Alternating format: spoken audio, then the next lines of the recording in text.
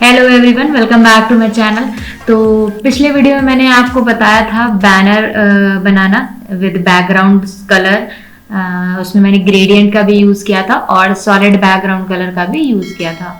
तो आज हम बैनर सेक्शन ही कवर करेंगे, बट उसका सेकंड पार्ट कवर करेंगे जिसमें हम हाफ साइड में इमेज और हाफ साइड में कंटेंट, अगर हमें वैसा बैनर बनाना है तो हम किस तरह से बनाएंगे। तो सबसे पहले आपको दिखा देते हैं। मैंने जो वो फोल्डर बनाया था बैकग्राउंड कलर का, उसी को मैंने कॉपी करके रख दिया है website practice column section, 2 column section, that means. तो उसी का कॉपी है। अब आपको दिखा देते हैं, इसमें मैंने कुछ चीजें हटाई हैं, वो भी हम आपको पहले बता देंगे।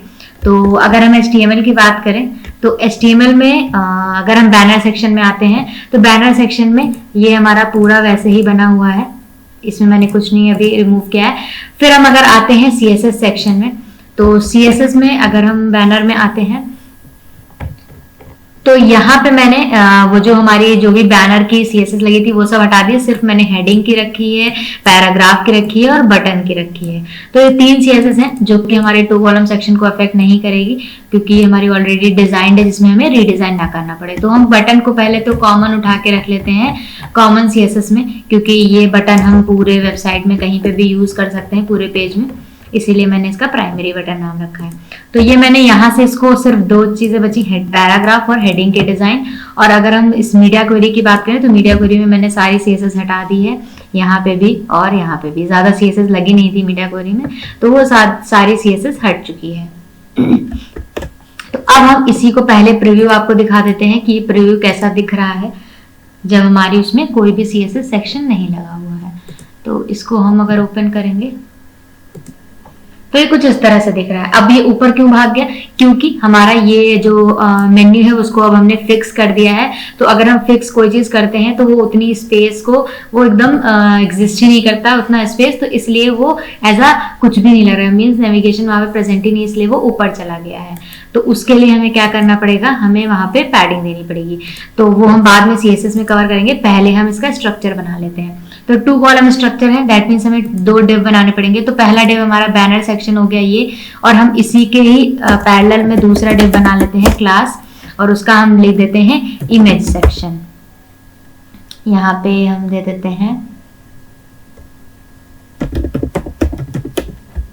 ये मैंने इमेज सेक्शन यहाँ पे क्लास, या फिर हम इसके अंदर भी यहाँ पे CSS दे सकते हैं। ये कंटेंट, बैनर कंटेंट हो गया, और इसी के पैरेलल में हम दे देते हैं डिव क्लास, और यहाँ पे हम दे देते हैं इमेज रैपर। यहाँ पे मैंने इसको इमेज को क्लोज कर दिया है, और यहाँ पे हम इमेज टैग लगाते हैं। और मैंने एक, तो यहाँ पे मैंने बैनर सेक्शन लगा दिया। अब हम इसको करेंगे प्रीव्यू और देखते हैं हमारी इमेज कैसी दिख रही है। तो ये हमारा कुछ इस तरह से आ गया है। तो सबसे पहले हम यहाँ पे हम इसकी इमेज को कर देते हैं विद 100%। यहाँ पे हम आते हैं बैनर सेक्शन। बैनर सेक्शन में हम ये लिखेंगे और IMG।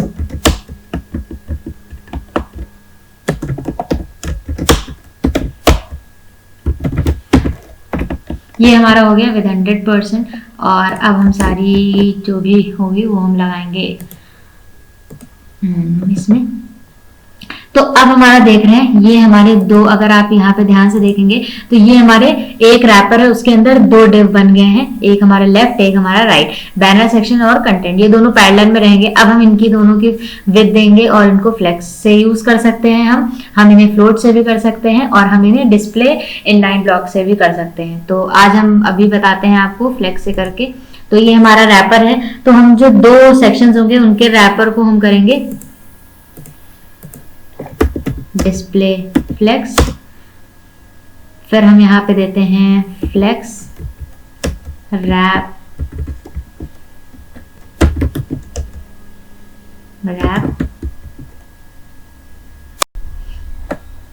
अब हम बैनर सेक्शन पे जाएंगे। बैनर सेक्शन पे हम इसकी पहले फ्लेक्स विड्थ दे देते हैं, फ्लेक्स। यहाँ पे मैंने फ्लेक्स दिया 0 कंटेंट की दे देते हैं हम 45%। अभी के लिए, बाद में हम सारी कॉपी कर लेंगे। इमेज की हम यहाँ पे आते हैं, इस पे हम दे देते हैं फ्लेक्स। यहाँ पे मैंने दे दिया 0.055%, ये हमने यहाँ पे इसको दे दिया है। तो फिलहाल के लिए इतनी अभी CSS कॉपी करते हैं। ये हमने इमेज वाली कर ली कॉपी। यहाँ पे आए हमने, यहाँ पे इमेज रैपर, फिर हम करेंगे कंटेंट बैनर। यहाँ पे मैंने फ्लेक्स जो दिया था उसको करते हैं कॉपी और यहाँ पे करेंगे पेस्ट। फिर हम क्या करेंगे, मेन पे जाएंगे। अब यहाँ पे हमें सेंटर में चाहिए तो हम अलाइन आइटम सेंटर भी कर देंगे जिससे कि हमारा सेंट्रलाइज आए। ये मैंने कर दिया है इसको सेंटर, और हम इसको पैडिंग भी दे देंगे जिससे कि वो जो हमारा 56 पिक्सल का जो ऊपर हमारा नेविगेशन आ रहा है वो भी कवर हो जाए। तो पैडिंग टॉप दे देते हैं, पैडिंग टॉप दे देते हैं इसकी 56 पिक्सल। एक्यूरेट उतनी ही दे देते हैं। तो ये हमने दे दिया है इसमें 56 पिक्सल और इसको कर दिया है कॉपी। अब हम यहाँ पे आएंगे, ये मैंने कर दिया है इसमें। तो अब हमारा देख रहे हैं एकदम कॉर्नर में साइड में आ रहा है, तो इसको साइड में हम इसका जो है पैडिंग दे देंगे।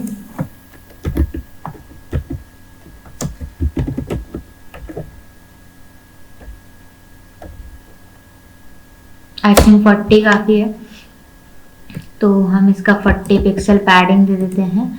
और हमने ये कंटेंट में दी है तो हम यहाँ पे ऐड करेंगे और सेव कर देंगे।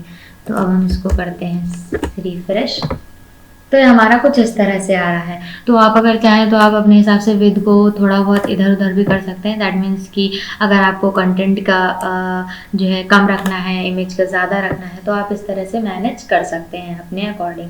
तो अगर 2 कॉलम बनाना है तो आप इस तरह से बना सकते हैं। और बाकी जो मैंने डिस्प्ले लाइन ब्लॉक वाला बताया है तो उससे भी बना सकते हैं। उसमें भी आपको दोनों कॉलम की अलग अलग विद देनी है और रैपर को डिस्प्ले लाइन ब्लॉक कर देना है। तो इस तरह से वो दोनों आप उनको सेट कर सकते हैं। तो अभी हम इसको एक बार रिस्पॉन्सिव में देख लेते हैं। रिस्पॉन्सिव में हमें करना है इन दोनों को ब्रेक, तो हम जाएंगे इंस्पेक्ट पे। तो अगर हम इस तरह से इनको देखेंगे तो ये हमारा ये हमारा देख रहे हैं इतने पे ही ब्रेक हो जा रहा है, क्योंकि हमारा फॉन्ट साइज बहुत बड़ा है और उसके कंपैरिजन में हमारा वो कंटेंट वहाँ पे उतना एरिया इसको नहीं मिल रहा है। तो हम क्या करेंगे, फॉन्ट साइज को हम अपना कर देंगे छोटा, क्योंकि उसको इमेज इतना ज़्यादा स्पेस नहीं मिल रहा है। तो हम इतना इसको कर देते हैं।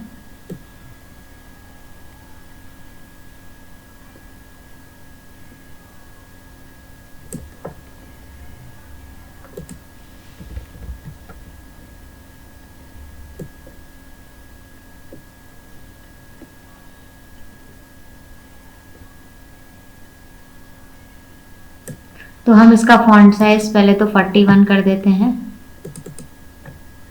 41 पिक्सल।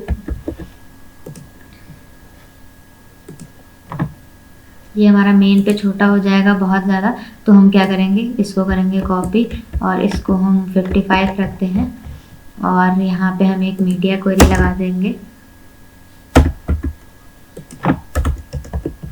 इसको हम कॉपी कर लेते हैं मीडिया क्वेरी, यहाँ पे लिखा है यहाँ पे, और इसका हम कर देते हैं 1200।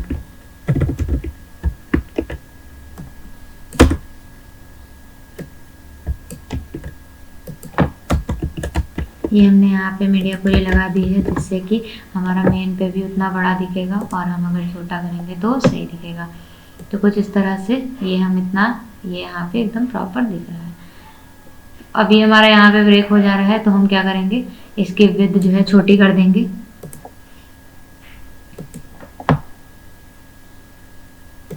क्योंकि हमारा ये टेक्स्ट बड़ा है और ये ब्रेक नहीं हो सकता, राइट। तो इसलिए वो डिजाइन में ध्यान है। या तो फिर हम इसको अगर स्पेस में देके करेंगे, ये हमारा टेक्स्ट बहुत ज़्यादा बड़ा हो, से अगर हम देखिए स्पेस में अगर करते हैं तो ये हमारा रिस्पॉन्सिव रहेगा। ये देखिए, क्योंकि ये हमारा इस तरह से इस वजह से हो जा रहा है, क्योंकि हमारा ये टेक्स्ट इस तरह से दिख रहा है। अब हम क्या करेंगे, इसलिए वो ब्रेक हो जा रहा है, तो हम इनका पहले फॉन्ट साइज छोटा करेंगे सबसे पहले।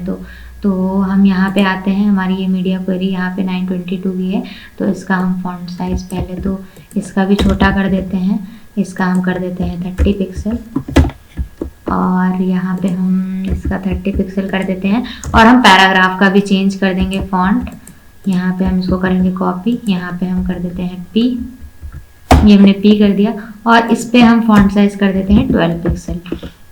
तो ये हमारा इसका भी फॉन्ट छोटा हो जाएगा। और हम क्या करेंगे, ये जो हमने विद लगा रखी है तो वो हम क्या करेंगे, कंटेंट की विद बड़ी कर देंगे और हम इमेज की विद हम छोटी कर देंगे। तो जिससे क्या होगा, ये थोड़ा सा एडजस्ट हो जाएगा। तो यहाँ पे हम, एक हमारा एक्स्ट्रा मिस हो गया था, अब हम यहाँ पे करेंगे कॉपी और इसका हम कर देंगे, इमेज का हम 48 कर देते हैं, 52 करते हैं। देन हम देखेंगे, एक बार चेक करेंगे कि ये कैसा आ रहा है।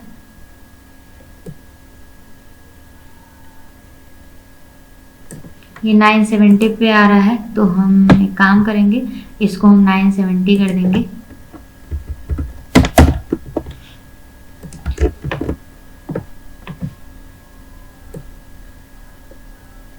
तो ये हमारा इस तरह से मैनेज हो गया है यहाँ पे।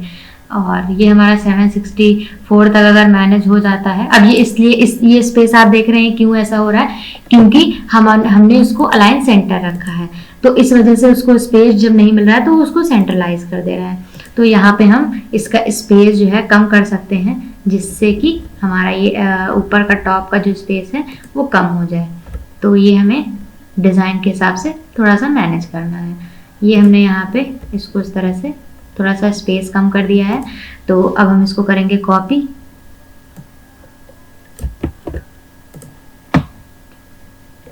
इसको हम आएंगे 768 वाली मीडिया क्वेरी में, लास्ट में हम यहाँ पे इसकी सारी चीज़ें उड़ा देंगे और हम सिर्फ पैडिंग रखेंगे। तो ये हमने यहाँ पे पैडिंग कम कर दी है और हम क्या करेंगे, इसकी लाइन हाइट भी कम कर देंगे। इसकी लाइन हाइट बहुत ज़्यादा हो रही है तो हम लाइन हाइट लगा देंगे।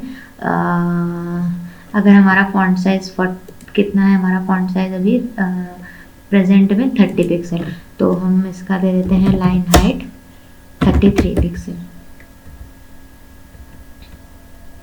तो अब देखिए ये मैनेज हो गया है। तो हम इसका फॉन्ट साइज 33 कर देते हैं।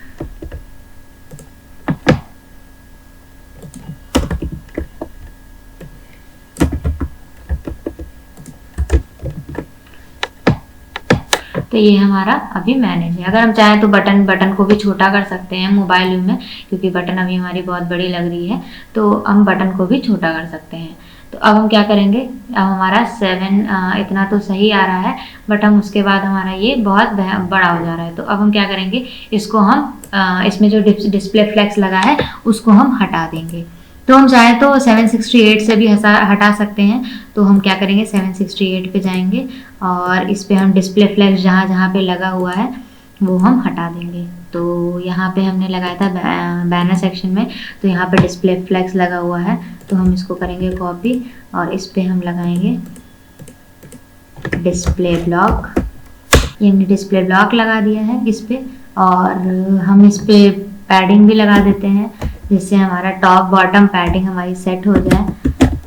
तो यहाँ पे हम इस पे लगा देते हैं 30 पिक्सल।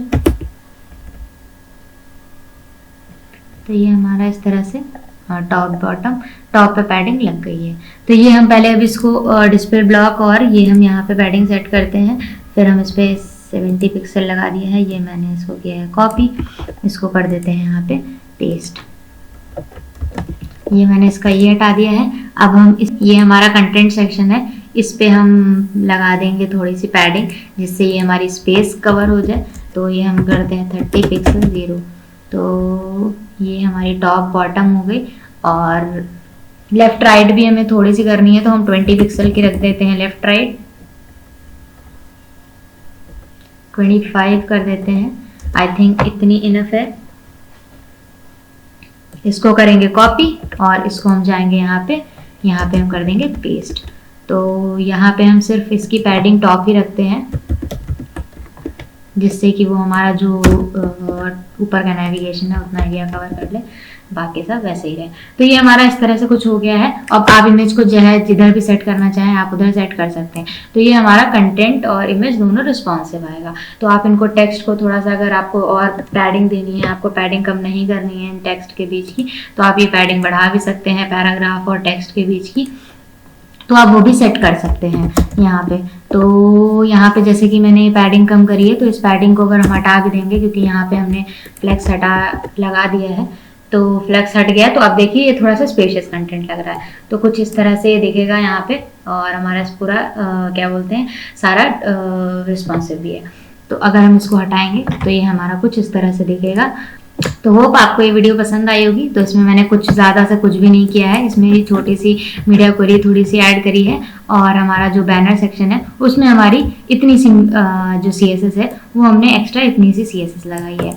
और हमारा स्ट्रक्चर जिसमें कि मैंने 2 कॉलम बना दिए, एक हमारा इमेज रैपर, एक हमारा बैनर कंटेंट। इन दोनों से ही मैंने, ये हमारा लेफ्ट कंटेंट हो गया, ये हमारा राइट हो गया। तो कुछ इस तरह से सिंपली बन जाएगा।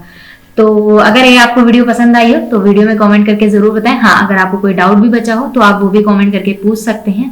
और चलिए फिर मिलते हैं नेक्स्ट वीडियो में और दूसरे बैनर के पार्ट के साथ। तब तक के लिए ऐसे ही खुश रहें, सीखते रहें। Bye bye, take care.